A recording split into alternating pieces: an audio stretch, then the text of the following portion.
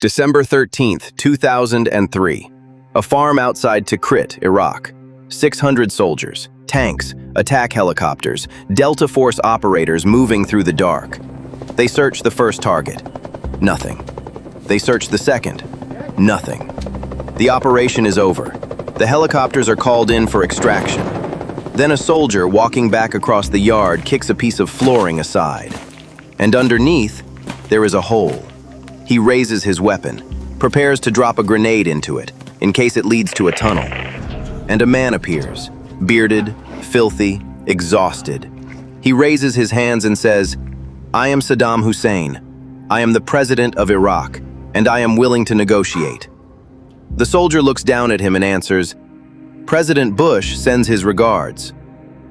It had taken 9 months, 600 soldiers, 24 tanks, a company of attack helicopters, and more than 300 interrogations to find one man. So why was he so hard to find? Chapter 1. The Man with Too Many Faces.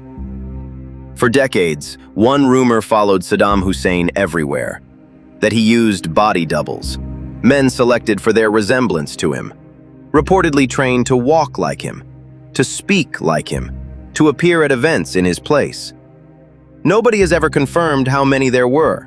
Some claimed 3, some claimed 8, some said dozens, and that uncertainty was the entire point. But by 2003, the problem had changed completely. The war had begun, Baghdad had fallen, and Saddam Hussein had simply disappeared. Chapter 2. 55 Faces. In April 2003, the American military issued something unusual to its soldiers. A deck of playing cards. 55 cards, 55 faces, the most wanted members of the fallen Iraqi government. And on the ace of spades, the highest card in the deck, was Saddam Hussein. It was simple, and it worked. Soldiers played cards constantly. Now every hand they dealt put the faces of their targets in front of them. But the cards could not solve the real problem, because the hunt had started at the wrong end. Investigators were chasing the famous names, the generals, the ministers, the men on the cards. Raid after raid, and every one of them came up empty. Then one interrogator noticed something. The powerful men did not know where Saddam Hussein was. They had not seen him in months. They had been cut out. The men who knew were nobody. They were drivers, cooks, bodyguards, farmers, men whose names were on no card and no list because they had never mattered enough to be written down. And that realization changed the entire manhunt. The Americans stopped hunting the most wanted men in Iraq and started hunting the least important ones. And that is how they found him.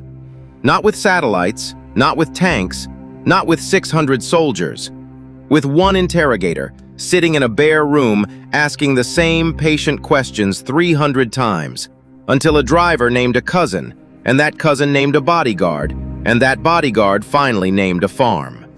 The most powerful man in Iraq had spent 235 days hiding in a hole in the ground, guarded by a single farmer. No palace, no army, no doubles. For years, the world could never be sure which one was really him. In the end, it did not matter, because the man they pulled out of that hole had nothing left to hide behind.